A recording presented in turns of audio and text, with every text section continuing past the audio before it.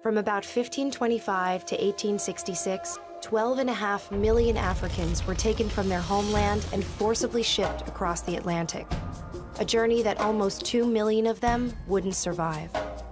By the turn of the 18th century, European merchants were building vessels capable of transporting hundreds of slaves per journey. These ships had extra portholes for ventilation, weapons mounted on deck in case of rebellion, and additional compartments added below deck to take on more human cargo.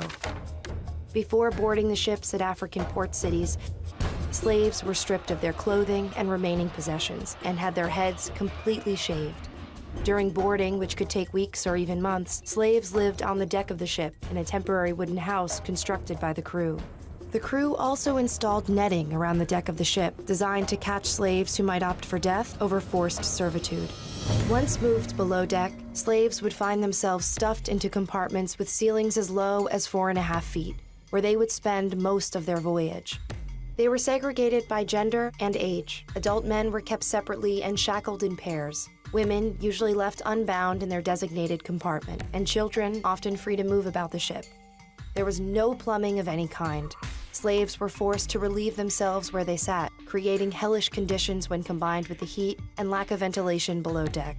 Disease was rampant.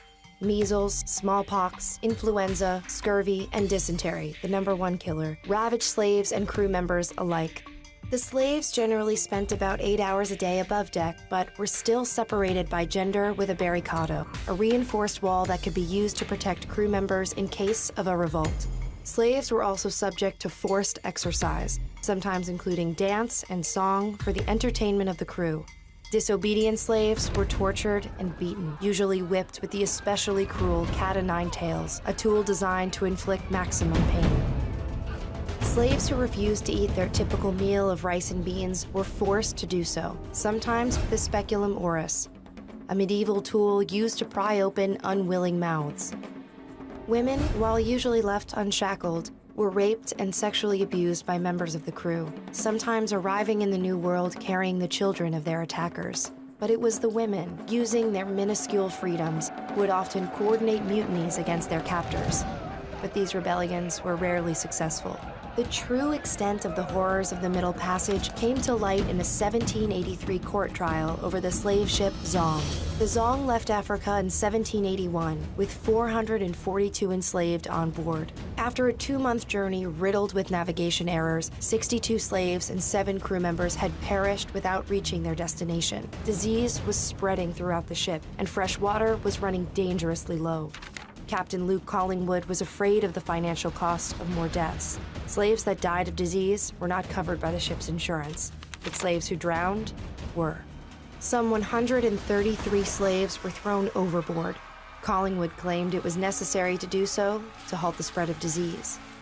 At the trial between the Zong's owners and their insurance company, the owners argued that because it was legal to kill sick animals for the health of a ship, it was legal to treat infected slaves the same. The court agreed, but the trial itself exposed the horrors aboard the Zong. The story was republished by British abolitionists with the name of the ship redacted, meant to show that this tragedy could happen on any slave ship across the Middle Passage. 24 years after the Zong trial, the slave trade was outlawed in both Great Britain and the United States. It would take England another 26 years, and the US another 58, plus a civil war, before the practice of slavery was banned outright.